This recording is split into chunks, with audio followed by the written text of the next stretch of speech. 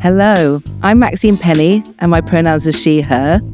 I'm a DJ and co-founder of Goddess of Queens, and Goddess of Queen presents A New Voice in Music, which is a monthly show where we explore conversations around music, culture, and what we can do to make life more inclusive. While I have a background in culture management, I'm passionate about bringing people together from all walks of life, and in this episode, I'm super excited to bring two amazing people together. So thank you for joining. We have Sandra St, a Grammy-nominated singer-songwriter whose soulful blend of R&B, rock, and jazz have earned her the respects of peers like Prince and Chaka Khan, who have recorded her songs, very exciting, and is also a founding member of the Family Stand and is part of soulmusic.com Hall of Fame. Sandra's powerful voice and undeniable stage presence have captivated audiences worldwide. So thank you, Sandra, for joining. Thank you for having me. Good to be here. And TOS is a groundbreaking queer artist from Amsterdam, electrifying the music scene with an innovative mix of neo-soul, R&B, hip-hop, and jazz. A great match here. So for him, music is an act of unconditional love and vulnerability, inviting us to connect and embrace our true selves. So get ready to feel the energy and authenticity of TOS. Welcome to the show, TOS. Thank you so much, Maxine. Hi. Thank you. So today we're going to talk about something that is on a lot of people's lips. We're going to talk about responsible AI and can we or should we trust big tech with AI at all? So before we dive into this topic, I'm going to share with you a bit of background about these two fantastic people. I'm very grateful to both of them for accepting my invitation to join the podcast. So earlier this year on A New Voice in Music, I had the extreme joy to have Toshi Reagan, who is a multi-talented and versatile singer, composer, musician, curator, and producer with a profound ear for sonic Americana, and Bob Alotta from Mozilla. And actually that podcast is about technology and music. So if you haven't listened to it yet, listen to it after this. Little plug there. And so through them, I actually met Sandra when I joined the chorus for Toshi's Songs of the Living tour in Amsterdam. So this event was produced in 3 days, was it, Sandra? I think. Yeah. Yeah, between Rotterdam and Amsterdam, it was crazy. Yeah. It was a whirlwind. Yeah. It was a whirlwind. And I was completely blown away. And because Toshi was on the podcast, I was like, I have to have Sandra on the podcast because your voice, I mean, I remember sort of turning my head in the room and be like, wow. Woo. So thank you. Thank you. And actually, I don't think I would have had the confidence to do that and sing in the choir because Toz, who was actually my singing teacher, really helped me find my voice and continues to inspire me all the time with your creativity and vision. And you were kind of like a bit of music therapy for me. So I'm very, very overwhelmed with joy that I wanted to bring you both together. And actually, you've never met, neither of you have met. So I would love you to introduce yourselves and share your experiences with us. Okay. After you, Sandra. Thank you, baby. I'm a kid of the 70s, Southern Americana, Black Southern Americana. Growing up in Dallas, basically got my musical teeth and energy through the vibes of Stevie Wonder. This was at the time when folks like Stevie and Earth, Wind and Fire and the Ohio Players, not just people with real voices and depth and warmth were dominating the airwaves. And that's what I grew up, surrounded by, that coupled with my dad's extensive collection of jazz albums that I actually discovered when I was sneaking into his alcohol cabinet. But I found the jazz collection. Thank God I went that way. Yes. I love that you were trying to discover alcohol and instead you discovered jazz. Amazing. Yeah, it's exactly what happened. That's a whole story on its own. So then I got into Ella Fitzgerald and Sarah Vaughan and Nancy Wilson and all of those things. And so I'm basically a kid of, I grew up with music in my bones and I didn't know where it came from. I figured it out later. That's a whole nother story because I'm adopted. But that is who I am. I knew that's who I was at the age of 8 years old when I told myself, I said to myself, I am a singer. I remember that. Sure, I said, I am a singer. I want to tell stories. And I've been doing that ever since. That's my foundation. everything else that came after it is just part of the journey, I guess we'll call it. Wow. That's such a beautiful story. Thank you for sharing. Yeah. I hear so many names of beautiful, legendary artists that also really inspired me to find my own sounds and Yeah. get introduced to the genre of soul and funk, and Yeah. amazing story. Should I tell you a little bit about me then? Absolutely. Very curious. Yeah. Because I do love your music, by the way. Oh, thank you so much. Likewise. Yes. I was born and raised here in Amsterdam. I am from 2000. And My God. I always felt like the music that I love was like exactly the same music that you grew up with. So my mom really always put on like Erykah Badu, David Bowie when we started like cleaning the house. So for me, this was a very early introduction to a lot of good music, Stevie Wonder, Michael Jackson. And then when I was 5 years old, I just wouldn't shut up. So my mom put me in this little choir, and this introduced me to singing in English. And we were translating the lyrics, so we knew what we were singing. We were doing movements with it. So I got really, educated quickly and early in my life. And then I also felt like, okay, music is it for me. I got older. I went to have more private singing lessons because the vocal techniques I think are so interesting. Really became a little bit of a nerd, and proud to say. And then I started writing because I noticed that I needed to vent my feelings. And I did that on a guitar that I inherited from my uncle, and it was a whole spiritual journey. And then eventually I got together with family members that I did not know. We have a big family, and they played guitar and drums, and I was singing, and we were like, maybe we should form a band. So we did. It was really special.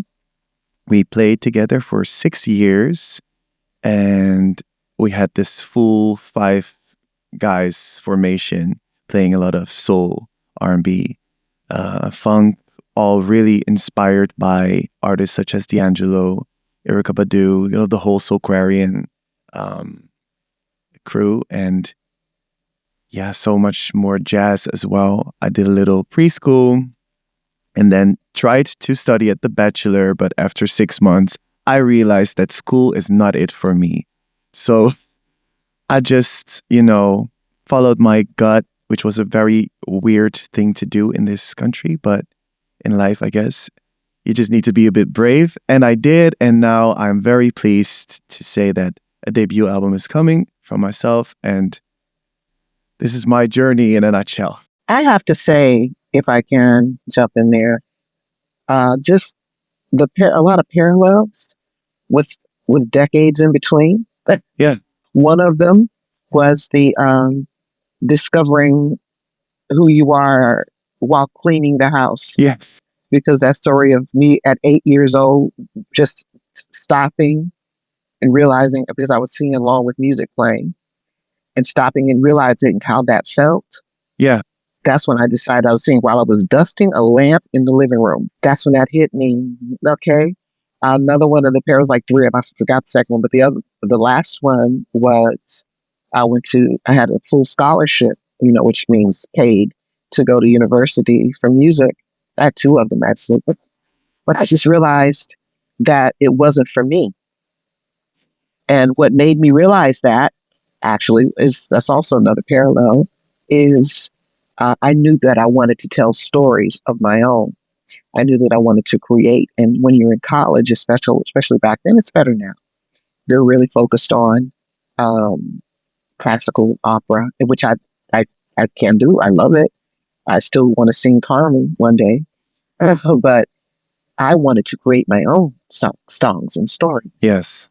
And that kind of says, it indicates that I needed to be out of school and doing the right thing at that moment for me. So that's another parallel. I love that. I just wanted to add that indeed, I'm also very glad that it feels like a gift because you can write stories and Right. you can find relatable feelings with other people and create connections Yes. this way. But Yes. when you're in a school and you're focusing on all the theory, you gain so much, Yes. but it's also like a contradiction with your creativity. So it's just like, what do I want to do? Do I want to educate myself in this school, or do I maybe want to find a different flow? And you kind of had to choose at some point, and I don't think there's a wrong or right. Yeah. I think it's a balance, right? No, yeah. I appreciate the theory that I learned. Fortunately, the high school I went to, which is the same high school that Roy Hargrove and Erica Badu went to in Dallas here, it's an arts high school. So I learned theory. I learned about tonation. I knew so many things before I got to college. So some of that was redundant, actually. Amazing. I was going to say I'm a child of the 80s, so we're all Oh my we're God, all we're all connected, right? And Yes. you know, my mother's black, so she also would play Motown very loud in the kitchen in the morning whilst trying to get us up to do our chores. And you know, maybe music kind of saved me, because I also know every single word to every single song, which everyone's like, "What is wrong with your brain?" Right. Yes. Right. Yes. But I mean, I found singing later on actually with TOS, because I'd actually always wanted to sing. I just never thought I could. Oh, And of course, everyone has a voice, and I never thought it was something that it was for me. And I think what was it, last year or something? TOS decided to reach out to you Yes. and start this session. And actually, it's really changed my life in terms of sometimes calming my nervous system, you know, doing the breathing exercises. I do a lot of moderating and public speaking. So actually doing that before really helps. Yeah. Yeah. And so I think it's really beautiful to hear your stories. So before we get to the serious stuff, actually, both of you, what is the record or song that puts you on a good mood on Sunday morning or Sunday afternoon, talking about listening to music in the mornings or at the weekends? Oh, I'd have to say, just to pick one of a million beautiful records, I think, No Ordinary Love, Sade. And I just get in my feeling and just be like, you know, hands on the shoulders.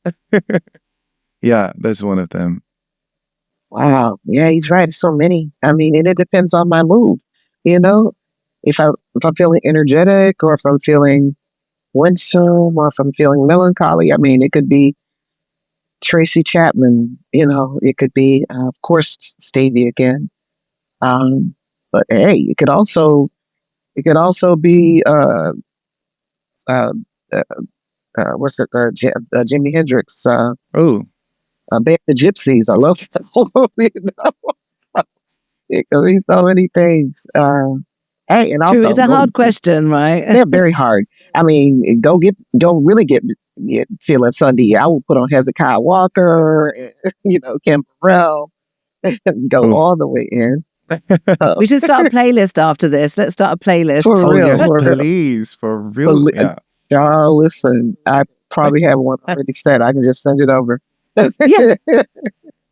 Send it on over. Send it on over. Yeah.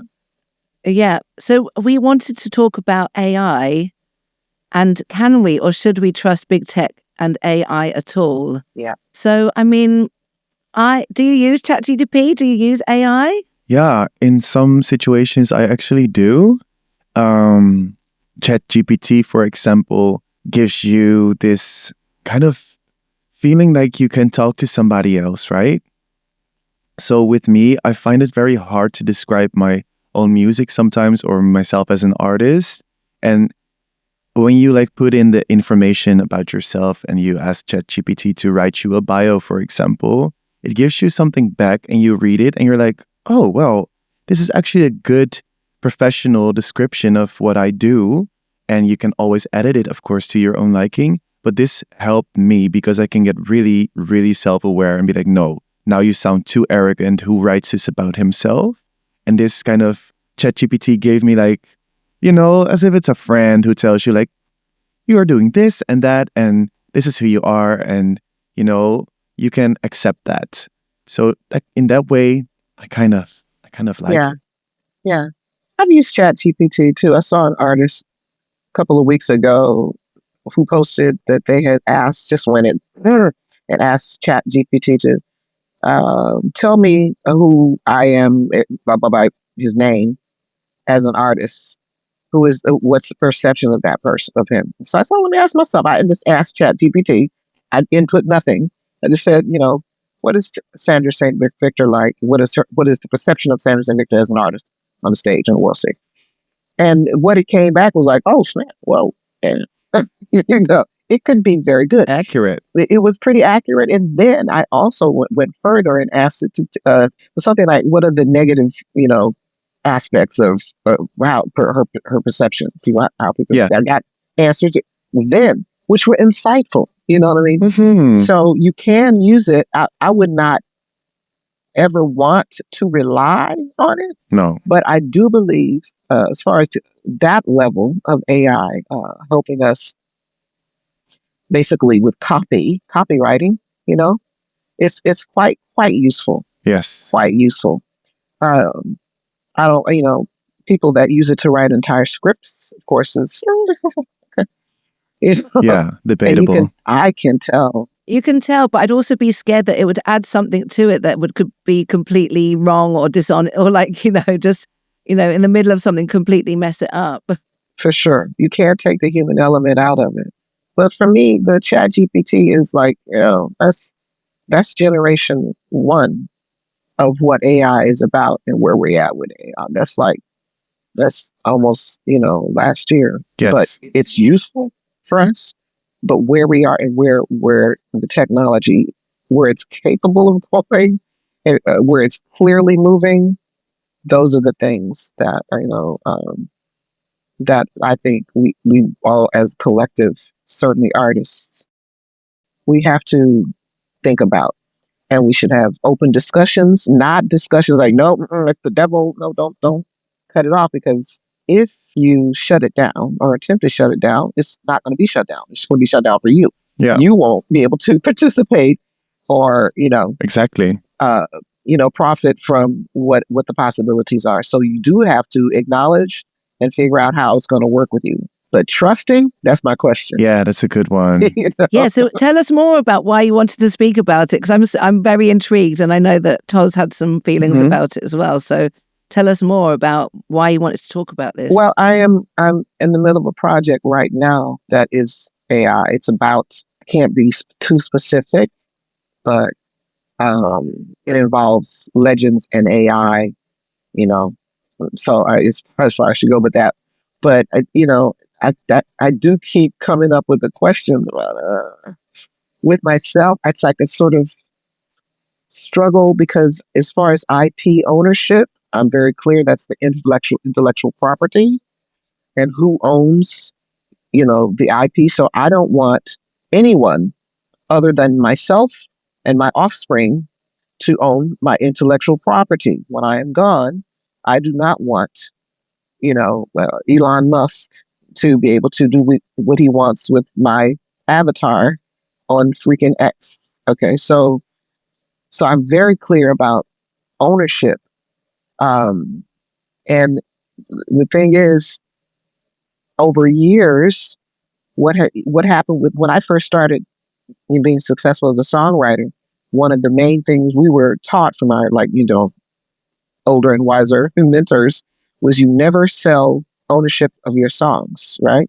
You never do that, because that is like forever money. It's just forever money, But now that's like a thing that everybody does, Everybody just sell your entire catalog. Exactly. Just, right? So does that mean in a few years, as fast as it's going, in a couple of years, will people be like, no, shoot, let's just sell my avatar for a big check right now. Let's just sell my intellectual property to my image and to my likeness. As artists, when you sign to a major label deal, you already have to sign away, sometimes in perpetuity, any likenesses that they have, the images, pictures, photo shoots, videos. You already got to sign that away in perpetuity. That album that's their picture, right? Yeah. So now we're going to sell our avatars, which means anybody, which are manipulable, So will people be able to use that in the future to have me saying all kinds of shit after I'm gone? Yeah. And that question, it really concerns me. But for now, I do run into folks in my circle whose avatars we're talking about that are afraid of AI so much where they're like, no, no, no, I'm not doing it. But my problem is if you don't grab it right now yourself, trust and believe it will be grabbed because you have signed something somewhere. Trust and believe if you've been here 30, 40 decades, 50 decades in this industry, somewhere, some loophole in some contract is going to allow this label or that label to say, well, this intellectual property is up for grabs right now. So we're going to grab it and then we'll sell it or do whatever we want to do with it if you don't grab it now. So I won't say I'm struggling with it because I'm clear about who needs to own it today. But I don't trust Elon Musk or Zuckerberg or. I mean, you have all the reason not to. I don't know. What are your thoughts about it, TOS? I mean, what are your thoughts about it? Yeah, well, generally, honestly, I think I am sometimes a bit of a rare situation when it comes down to my generation and people that are from my age. A lot of people are so into it or really, really intrigued by it. I am actually somebody who does not like the use of social media that much. I do it because I kind of feel like I have to. But when I think about it, it's so dark how we sign away all who we are on and all our art. We just throw it out as like this desperate attempt to gain attention, because now it's not even about the art anymore. It's about the attention, I feel. And not the attention on the story, but like, look at me being interesting with whatever I can think about. So this is something that I really, really don't like. And when it comes down to AI, I try to stay away from it as much as possible, especially the bits that you're talking about. And it's conflicting because when it comes down to social media and AI, I think it's like a hard no, like, please stay away. This is our personal lives that we're, trying to share online. And then once the AI gets involved, it can just turn into something really, really dangerous. Videos of people saying things, but that it was not them. So it can start this huge discussion or just any, dangerous situation even. But when it comes down to, for example, music production, I'm also a producer. I am 24 years old. I do not have like the financial resources to get all my songs mixed and mastered by professionals. So there are companies who have developed plugins with AI supporting producers and artists to do something yourselves with the help of AI. And this makes it a bit easier for you to do things on your own. Because I don't want to sign away all my rights to a label. I do not want to offer 50% of my album that I made and nobody else did anything for, and sign it off to a company who's going to put my music in a playlist and then get 50% of everything that I do. I totally agree. Maxine? I mean, actually, I was going to ask both of you, what can you do then to protect your craft? Todd, you said you don't want to be part of the AI or, you have to be part of social media. But what things can you put into place that someone without sort of, this ethical consideration can recreate your voice later on in your career? Or, like you said, maybe there was a terms and conditions that you signed ages ago via a social media platform and you didn't read something, and now, that's what you said, Sandra, now someone can use their voices. How do you, as if any artists are listening or singer-songwriters out there listening, how can you put some things in place, or what can you do? I think we have to be very mindful of what we share, in a way. Of course, you want to share, in my case, I want to share my stories and art and, personal things. But I think we should maybe reconsider using social media just to promote events that are actually happening in real life, to invite people there and, have these intimate sessions or actual face-to-face concerts or whatever, or even conversations, instead of trying to reach as many people as fast as possible on social media platforms by giving away too much. Yeah, I totally agree with that. I mean, first of all, with social media, I'm terrible at it for the same reasons, because I think it's just posing. And, and also,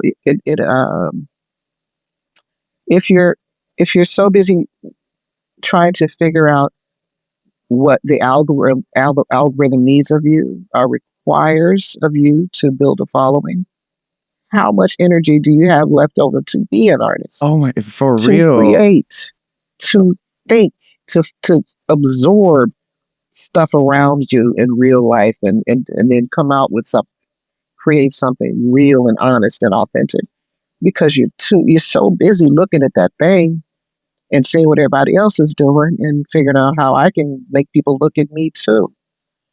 It just bugs me, and I understand, people, that's just the way it is now. Well, if that's the way it is, huh? Yeah. Honestly, because I can't. No, and I don't think that's a bad thing if you just decide not to join. I can't. I mean, what I literally do, when Facebook was first out, I built them following, I like 20,000 or something, I cared, I was like, okay, this is kind of fun, talking to me and finding old people and that sort of stuff. What now with the gram, and like you said, back then it was mostly about events and things. Yes. With the gram, it really is just about posing and trying to be interesting and get people to look at you. Child, I ain't got time for that every day. I don't know, baby. It takes too much away from what I'm supposed to be doing, which is absorbing and then and sharing. Yes. Absorbing and feeling it, and creating. And so no, I basically when I feel like it, I'll say something. When I don't feel like it, I may not say nothing for weeks, and then I may say something for 2 days, 2 weeks in a row. If I'm in the mood, but it really is based on how I feel, which means algorithms don't like that. They work against you. Yeah. So but I basically kind of decided, so I don't care. Yeah. Because if it's not authentic, I'm just not going to. So focus on your craft. Focus on, yeah, exactly. I have to do what is real for me. Otherwise, I don't. I mean, you're edgy, and you're trying. You're just trying all the time. I don't want to try. I want to be. But yes, what I was going to ask Toss was about AI. Yeah. So you're 24. Yes. Good Lord. Okay, I have boots your age. Do older. Oh, actually. I've gone into the red. I laugh too loud. Boots older than that. Oh, wow. Well, I'd love to have a convo with them as well. You would love my boot collection, trust and believe. Amazing. Yeah. So I'm thinking, like, with what I would say is, as far as like an avatar for yourself, I don't think you necessarily need to make an avatar for yourself today, right? But just imagine you get a major hit record. Okay, so do you know? Have you heard of the group ABBA? You know the group ABBA. Mm-hmm. ABBA they're one of the people, but ABBA has a whole concert series that plays in the UK. You've heard about that? They have a whole there's a whole concert series where they are not there. It's just their avatars. They sell out the O2 like every night for like a year or two now. They make like 10 million a night each. So now, if you are a huge artist, while you're here and you're young and you're rolling, you out there doing your thing, totally understandable. Nah, I don't want that. But in any event, You should have one made for you for the future. Because if you don't, again, somebody else will. That's my thing. They will find a way. If you don't, if anybody can make an avatar, obviously, but whoever makes the avatar first, whoever gets there first and is the first one to come on board, come onto the market with your avatar, is, if it's good, well done. That's going to be the one that people will accept as real.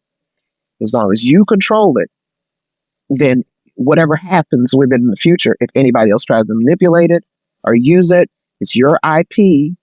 You can sue them. Cease and desist, motherfucker. You got it. You know what I mean? So I would just say right now, I'm not saying, I'm not saying you need to do that or even worry about that or concern I wouldn't yourself even know where at to this start. moment. Oh, no, you know what I mean? But I think about an artist. You know what? Let's use my friend. Let's use D'Angelo. D'Angelo does not like to tour. Okay, I mean, he know. likes it when he's okay. He likes it when he's out there, but when he's doing, he's on stage. Okay, he won't leave the house unless he has to. If he were to have an avatar, he could. You could see him. I'm telling you, these things are amazing. The experiences are amazing. I've seen some of them. I've seen what we can do with old footage, even old photographs of people, and make something entirely new. Of course, with the artist at the helm of the creativity. Okay, it's not just somebody over there making you do something. This is you saying, "This is what I want my show to be." He could be all over the place, and we could see him whenever we want, whenever he decided to put a show up. This would be a fabulous thing for him, not just financially, but for posterity and for the future. Because the people like us who love D, 25 years from now, these kids barely know freaking artists from 10 years ago. The kids today, Yeah. His legacy would be bigger. That's better for his kids. That's better for his grandkids. That's better for the culture because it's going to be out there whether you participate or not. Now, again, I'm still struggling with it because this is new. This is a whole new. This is a whole new playground for us.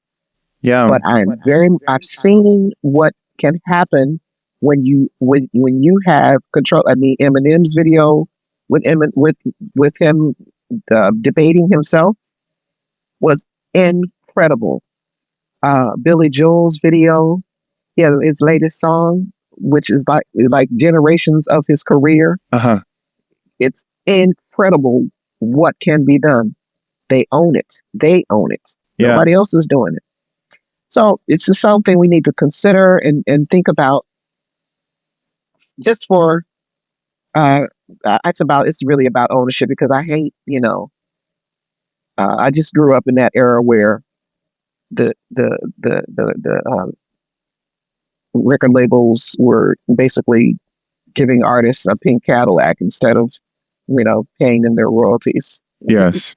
So Didn't Tupac didn't they have an avatar of Tupac at Coachella one year? Yeah, that's one of my partners. The guy that did that is one in this venture I'm working with. I have a question actually because I have never really seen like how does this work? This avatar, is it like a hologram? Is it on a screen? Well, back in the Coachella days, it was a hologram. That was a hologram. Wow. Today, it is AI. It's totally different.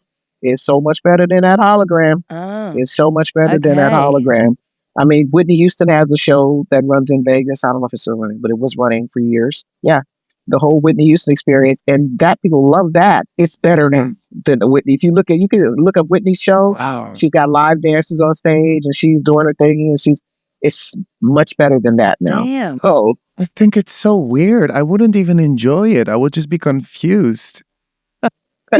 Yeah, where's the line between a homage and then Yes. exploitation? Like, where is that I Yeah. love it. line? There's- And like, who gets the compensation? Who Yes. copyright law, trademark? My brain is like going with all these questions. Yeah, all of those things are a part of it. And all of that, you have to, as if you are the artist or if you are the family of the artist, that if the artist is passed, all of those I's have to be dotted and all those T's have to be crossed. You can't leave one iota for Elon Musk's ass. Uh-huh. He'll He's got grab a thing it. for Elon I Musk. don't like him. I don't like I'm him. just kidding.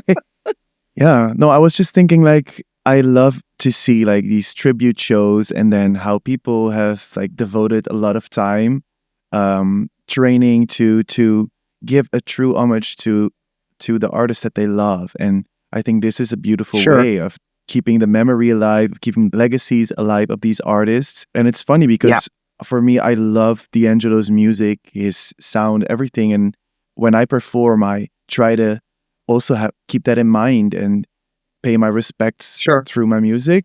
Sure. So I don't see how this avatar or like that situation could be. I'd have to show you some things. Yeah, no, I would love to. Like, I have no clue. Once again, I'm 24, but I have no clue. I'd like to see it. No, I would. I could show you.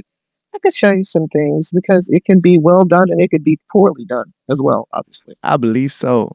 Interesting. you know what I mean. So it could be tasteless if it's done poorly. Yeah. So many companies at the moment competing to be in the forefront of that. I think there are companies that are specifically focusing on music right now, and those guys are really like full speed ahead, going for getting families of artists, passed on artists, to sign that IP over because the IP is that's where their money is going to be. Yeah. That's where the money is going to be. And if anything, I hate more than anything the idea of corporations profiting on the loved ones Yes. of more than the families. That pisses me off. Yeah, because it goes back to money making, right? Like what you said, there's almost these instant stars made because they know how to, use AI or they know how to, brand themselves on social media. Correct. I mean, it's a really complex relationship between that and the future of creativity. Yeah. I mean, is there a positive side to AI and music, or what are your thoughts on this in terms of like the future? Well, the most positive thing I can say again are the two things I should mention, which are the families being able to be sustained after their family member has passed on, has transitioned, and also for future generations to be able to experience an Earth, Wind, and Fire concert with Maurice White in the front, and and Philip Yes. Bailey and all of them. Basically in their prime, and those in the family of Maurice White, benefiting from that, not just Warner Brothers or Sony Music. I mean, once James Brown is dead, you ain't gonna never see James Brown on stage, right? But what if you can? Yeah. I mean, okay. I mean, so this is when people start saying, "Oh, that's the devil." Okay, Yeah. you listen. Interesting.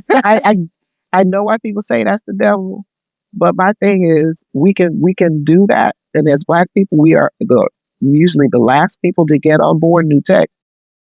We are usually the last ones, and that's why we're the last ones to get paid. Yeah. Because it's not going to stop because we think it's the devil. That is my thing. It's not. No. They're going to do it. So if either you're going to catch on later, the tail end of it, before they find the next thing, and then I've just seen it happen with mediums before. I wanted to add to this because it sounds like a dream. Like, oh, what if? And now this what if is A dream and a nightmare. exactly. But this is becoming reality, right? But these concerts and these amazing artists, these legends, actually, of course, they do take a lot of space. And this just comes up right now, like as an starting artist myself. Does this leave space for new artists, or does it actually take space away from them? Because we are already struggling with finding our crowds, you know? Yeah, what are your thoughts on that?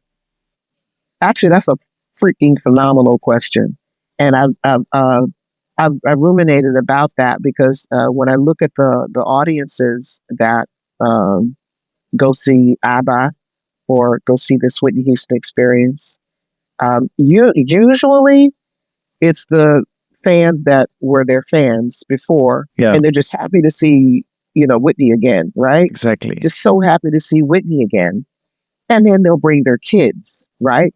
But what will never, ever, ever, ever happen, and trust me again, I am old AF, the parents, the music of the parents will never be more important to than the music that is of the time of that child. That, and just going back to some of the questions that you sent us, Maxine, is talking about music that meant stuff to you, and it's really about those moments in time Yeah. that you're coming up that are key growth moments in everybody's lives, key moments of like coming to awareness when that music that touches you in those transition phases of our lives, that's the soundtrack of our lives. Yes. Right.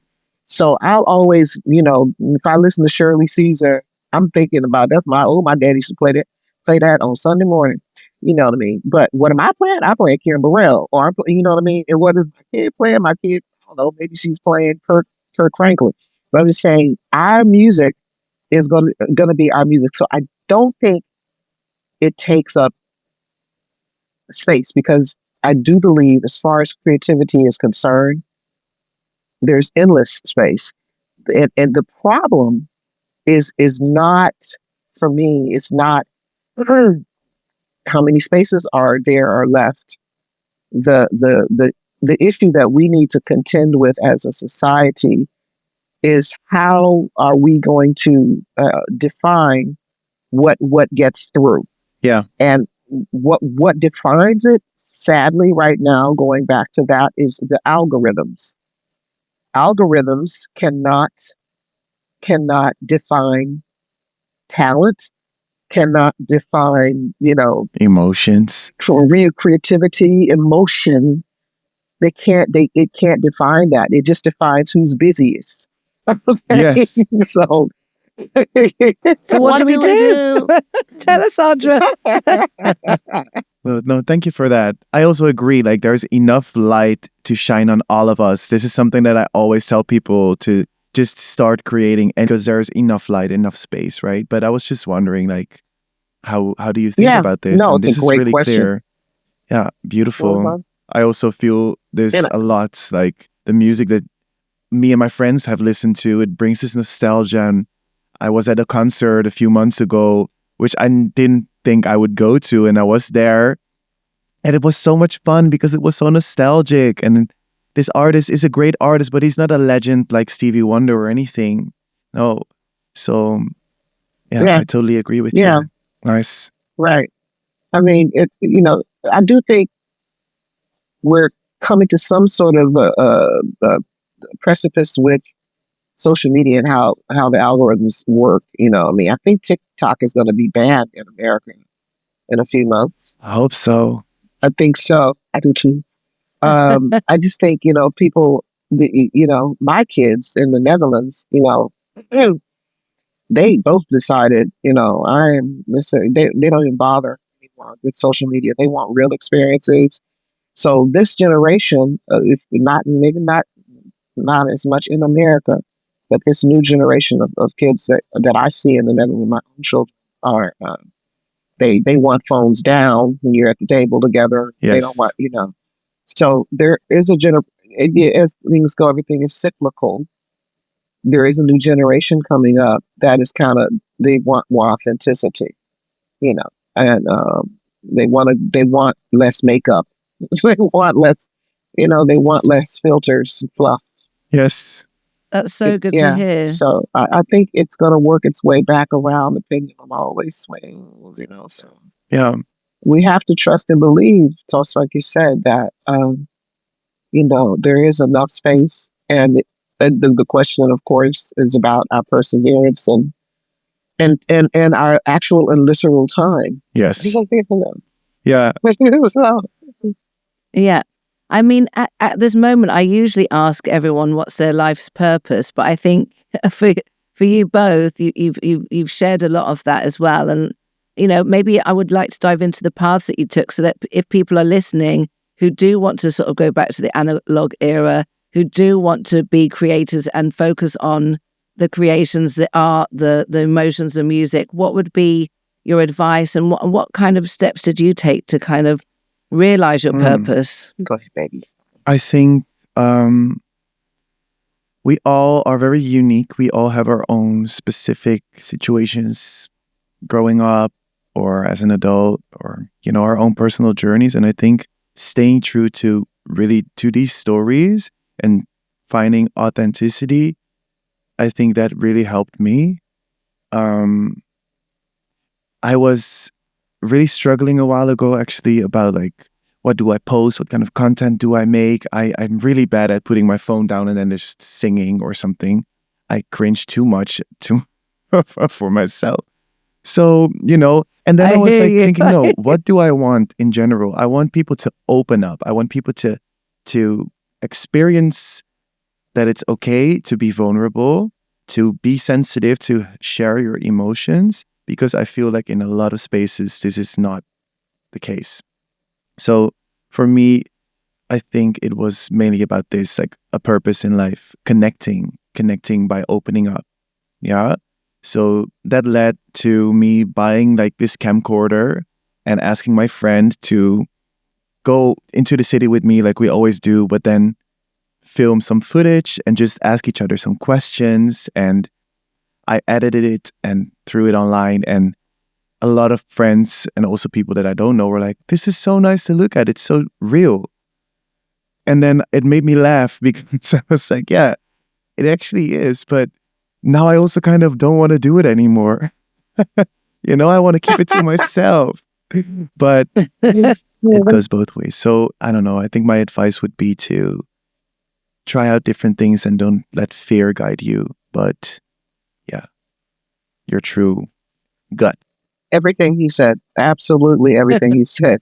I also would add, for as my path, as a child, you're uber confident, and that's great, you know, because you need to have a foundation. Hopefully, if your home environment is stable enough, you need to have a foundation of confidence and security so that you can find it and at least start feeling who you might want to be. Okay. We already are who we want to be. We just have to discover it as we grow. Um, and as you leave home and start figuring out your path as an artist, I think it's important to have mentors. Is not the word I want, because I'm not talking about somebody that is teaching you, or it could be, but just someone that you can talk to that has experience. Experience matters, and certainly if they're experienced in the on the path that you are engaging upon. Clearly, studying your craft and studying all different uh, levels and phases and genres in your craft. The more information you have, the more you can pull from to figure out what you got. Yeah. And then, and then lastly, again, it's just about the last voice in the room when it comes to what you're creating. The last voice should be from within, not from without. You gotta you. It's about if it ain't you, and it ain't true, baby. So Preach to that. you Yes. know, And you might feel like this don't sound like anything else I've heard. Nobody does that. Nobody's not like that. Stop that. If if it's right for you, then do it. Be that. Be that. Whatever that is. Yeah. No period. I Wow. love That's that. so inspiring to Yeah. hear from you. Oh, baby. I mean, I love this conversation. Me too. I mean, I have to say, yeah, I mean, I got to tell you, because Toss, I was listening to your music and I was like, this kid, I love, first of all, you know, your voice, I'm not even talking about your voice, voice is great. It's just, but what I love, what you're saying, and I love how you choose to express it in melody and rhythm, because what I feel like I'm very good at is taking a story with the lyrics and marrying it with that music and with that melody. It makes sense. That melody goes with these particular words. It just on a sonically and a spiritual level, those things, they belong together. You do that so well. And Thank you so that's much. one, I really, really love that. Wow. Yeah. Just wanted to make sure I mentioned that. Thank you so much. It means a lot coming from you, really. I'm taking it in Real. all the way. Good. Yes. Dope. I'm tearing up. Some friends were made today. Yeah. Some connections were made. Absolutely. For real. You know, can we talk about songs? Because I did write some songs now. Yes, because I was going to say, you know, like what song, I mean, it's a bit like the question I asked at the beginning, which is quite hard, but like what song or, you know, genre has had a strong impact on your feelings, or, you know, what makes you dance if you dance in a club or at home? You know, let's talk about music. Let's go into it. All right. Sandra, you had a list, so please. Yeah. I got a list. She's talking about, you said a specific song, girl. I know, it's so please, hard. Girl, please. Okay, I'll say quickly. Okay, so Joy Inside My Tears by Stevie Wonder, which is on Songs in the Key of Life. Toz has got his pen out. I'm writing it down. Get your pen and pencil, because I can't not sing along with it, first of all, because again, marrying that melody and those lyrics to music, that's pinnacle for me. And Joy Inside My Tears, I feel that as I sing that with him. You know, I feel it and I tear up. That's one. Pretty Brown Eyes by Mint Condition. Don't let me just hear the introduction. I don't care what I'm doing. Dead sleep. Dun, dun. I'm like, dun, dun. I'm like, I'm gone. Mint Condition, magical. Yo, Stokely. Okay, Stokely. Baby Love, the live version by Mother's Finest. Oh my God. It just takes me to another one. Don't let me hear, there ain't no out that. Don't let me hear that. I'm gone. Okay. Okay. Now, these are personal. Y'all won't know these. So, Stanley Clark and George Duke had a project called the Clark Duke Project. And there's a song on that album. I love the whole album. They did a couple albums. It's called Touch and Go. And at a period of my life where I was, you know, basically, you know, between that phase of I don't want to be in school, even though I got this full time, I don't want to be here. I want to be working. And how do I do that? And just I was just getting high, just smoking weed all the time. Driving around with my friends. So relatable. Okay. Just smoking weed, driving around with my friends. And that song, I just felt like me, man. I was like, it was just like, it was almost like it was speaking to me as a young woman, you know, figuring out where I'm going to be. So that song still, it gets me in my fields. And even the last, I have 3 more, and that's it. Keep going.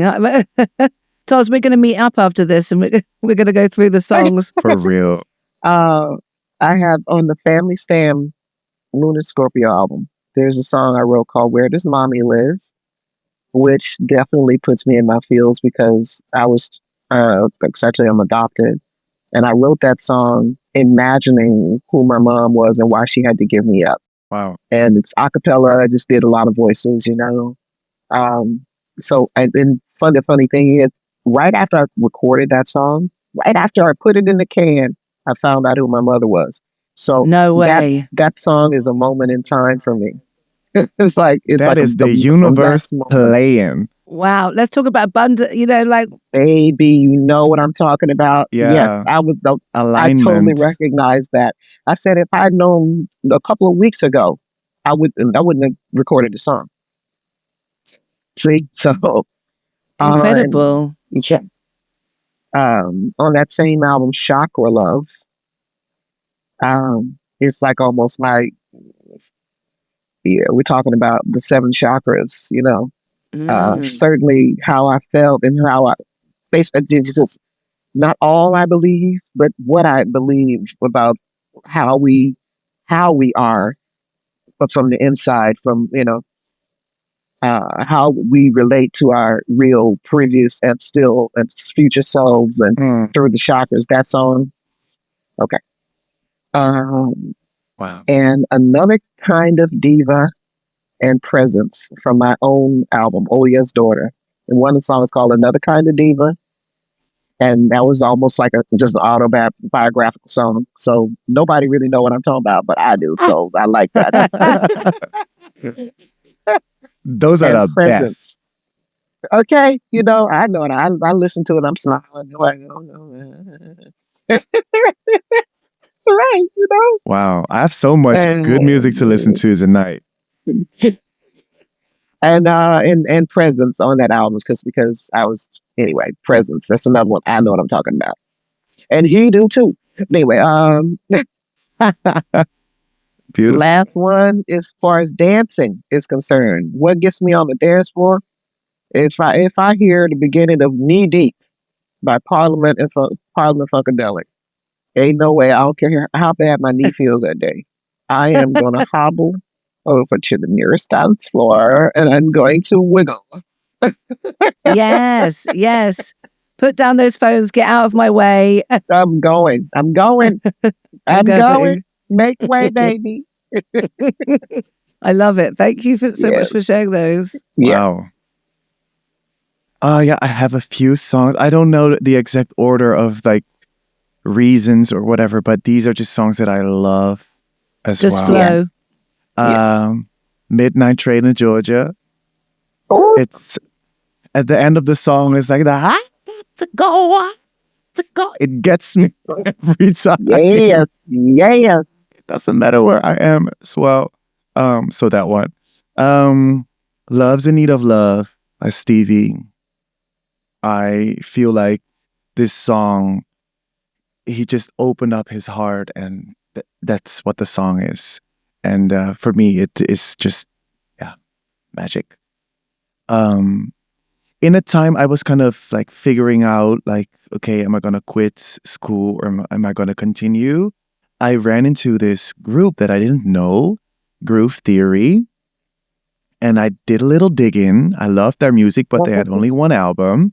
And then I found out the name of the singer, Amel Larrieux, and I just love everything she does. Her phrasing, her voice, of course, but the songs, the message behind it, it feels like every choice she was making was one I could relate to. And I think that's really special when you listen to an artist. And she just had one song called Get Up. And yeah, that one just really always sticks. Yeah, I love her. And a song that really, really gets me dancing always is Check on It from Beyonce. I don't know what it is, but they got the ingredients right. They got it right. So every time I'm on the bike in this busy town, I just put that song on. I'm like, oh, you're looking language. Just bouncing, you know? It gives me, it's a bop. So, yeah. I love it. I could just imagine you on your bike going through the city. Oh, yeah. And I sing, and I do not sing silently. Hey. Yeah, yeah. So those are just a few of my I had Love Is in Need of Love Today on my list too. Amazing. Wow. But I wanted to just pick one from Songs of Key of Life. I was like, okay, no, go with yours. Amazing. Yeah, great list, babe. Great So list. nice. I know I'm as old as your boots, but I feel like we do have a really nice connection. We do, honey. We're cut from the same cloth, as it would say. It's like Music is the connection. Music is the answer, It is indeed. It brings everyone together, and that's what we want. And what is time anyway? Exactly. For real. We are the captains of our own ships. Okay. Stars. Yes. We are all stardust, baby. Stardust is infinite. Yes. Beautiful. I'll take that one. Turn that into a song. Yeah, exactly. Ooh. Maybe there's going to be some We gonna songwriting write here. that song.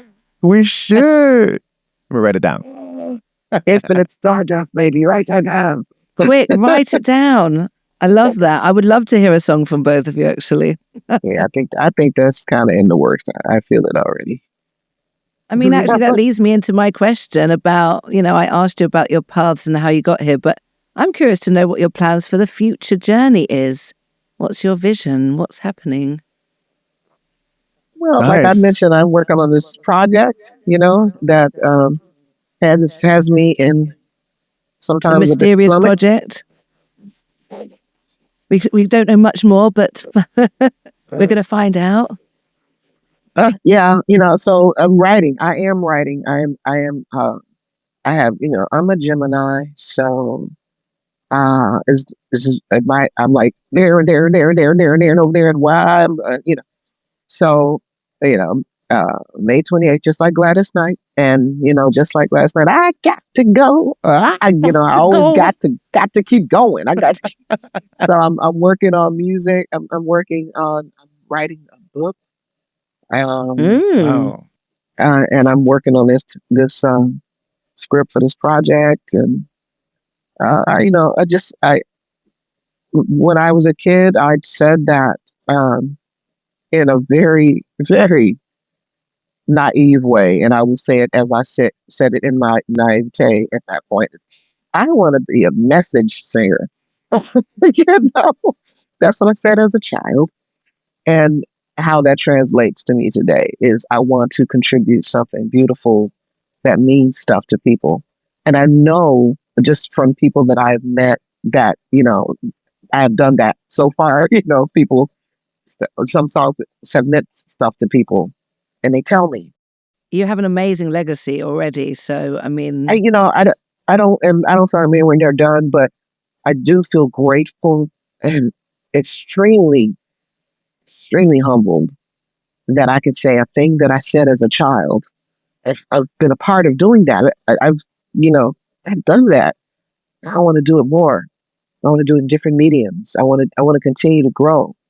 I want to continue to expand what my possibilities and the capabilities are. Beautiful. As long as I'm on this particular plane, I want to add some beauty to this place. yes, please. Thank you. Yeah. Wow. I love that. I'll add to that I feel so much similarities. I think it's not about us. Like, we are messengers of something much bigger, and we've been blessed to, have the interest in music and the talent and the connection. And for me, I'm a Pisces, so I feel a lot, everything. And something that I'm working on now, or actually I'm done with it, which feels really weird, but it's my debut album, Pisces Tales. Yes. And it's all about love and how it can, fool you. Self-reflection, I think, is a very important thing. Not a lot of people are capable of doing this by themselves also, which I think is a pity. I really wish self-awareness for more people, self-reflection, because it, gives you the chance to grow. And this album is going to be released on the 15th of November, which is quite soon.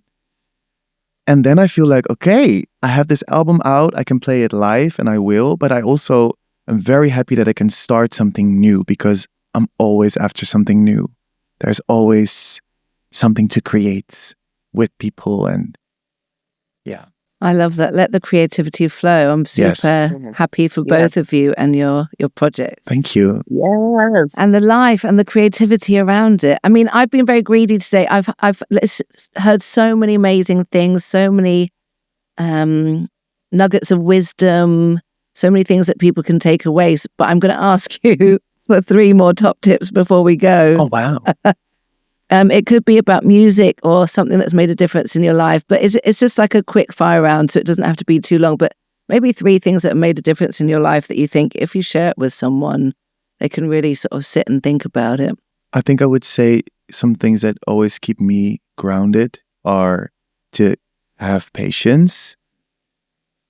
It's a basic one, but for a reason. To have patience with yourself, especially. And don't feel like you have to rush to the end of your goal, but really enjoy the journey. Number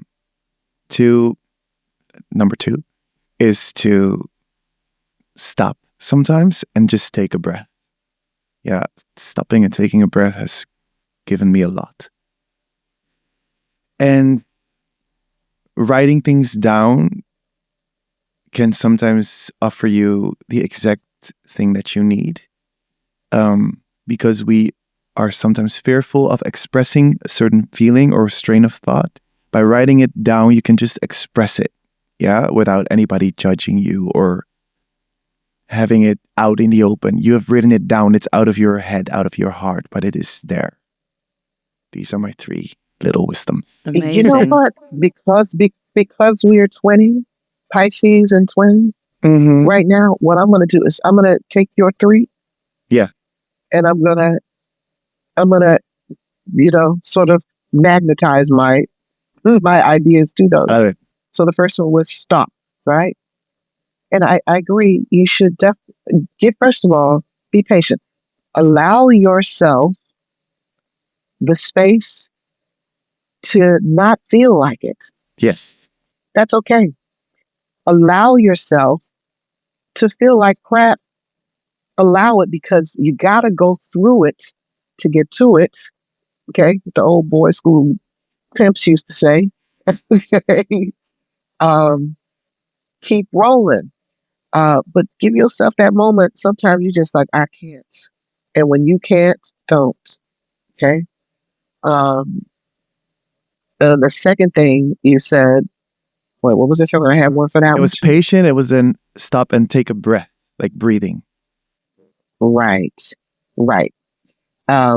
So what I figured is there's a thing I call, well, it's not, I don't call it that, but I adopt, which is walking meditation, because it's hard for me to sit and be still. But I can do when I need that moment to reel myself back in, and that means creatively, because sometimes your brain's just firing on all freaking cylinders and you can't find a thing or whatever. I do a thing which is just walking, call it walking meditation, which is everything that you do, you say, okay, you're present in every moment. So that means right now I'm putting my hand like that. I'm going to pick up this. I'm doing that. Okay, now I'm going to put that back down. Whatever you're having, I'm having to dust. I'm going to dust this part. I'm going to walk over here. In that piece, it's amazing how that calms and centers your spirit, your mind. It really has worked wonders for me. Again, with that Gemini mind. The last one was writing things down. That's imperative. When you're creating, and it's different, typing, it doesn't do the same thing. Pencil and paper, it does not do the same thing. Pencil and paper, it puts it in there. It's your physical next connecting with your brain. The fact that you are writing, not just the typing, but the act of of moving your finger like this, it connects those synapses, it fires those synapses much, much quicker and stronger than typing. So when you're writing ideas down and you're writing them with your hand, or even, I certainly learned a long time ago when I'm learning a song or trying to memorize my own lyrics for a show, writing them down with my hand get in there much better than typing them down. Writing down all of that stuff. So thoughts, feelings, things you're trying to learn, things you need to memorize, write, and keep writing. A stream of consciousness writing will unclog a drain, a creative drain. I love all of those. Do you have some, Maxine? Some wisdom nuggets? Yeah. Throwing us in the deep and stuff. I know. I've been very quiet this episode. I think it's because I want to make sure that people hear these amazing things. And actually, I often feel like these top tips are often directed to me. So when I go back into sort of editing, I'm like, wow, that's what I needed to hear. So I really needed to hear, because I'm very much like a generator, and I try and sort of push forward from A to Z. And sometimes I get lost and don't appreciate the journey. And even today, coming here before the conversation, I was like, this is going to be an amazing conversation with two very inspiring people. Stop trying to rush towards the end goal. When am I going to do it? When I'm going to do this? So having that patience, I think, is really important. And also, just the writing things down. I'm very much an avid journaler in the morning. I love to journal, like practice my gratitude. I often vary between practices because I love to write, and I think really writing things down does help. And obviously, as songwriters, you get your emotions out there. So, but I would love to just say thank you, Sandra, and thank you, TOS, for coming on the show.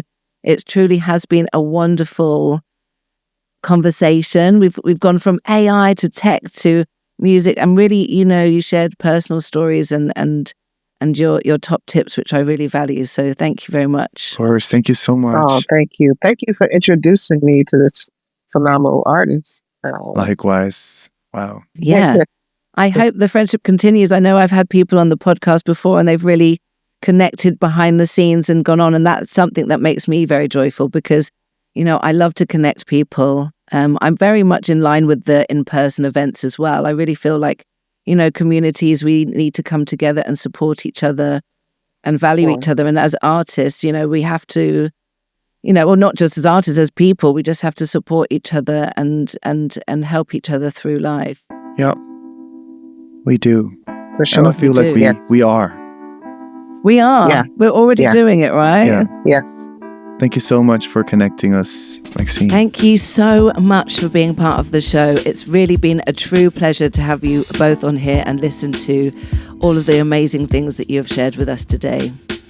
And remember, if you understand yourself, you understand the world. You're listening to Goddess of Queens, a community who's built a platform which focuses on music and education to bring people together. Goddess of Queens music grows and cultivates inclusive communities globally through DJing, music and art events, this podcast, and an up-and-coming book. Subscribe now to be a part of something that we can all believe in, and follow us on SoundCloud and Instagram for more.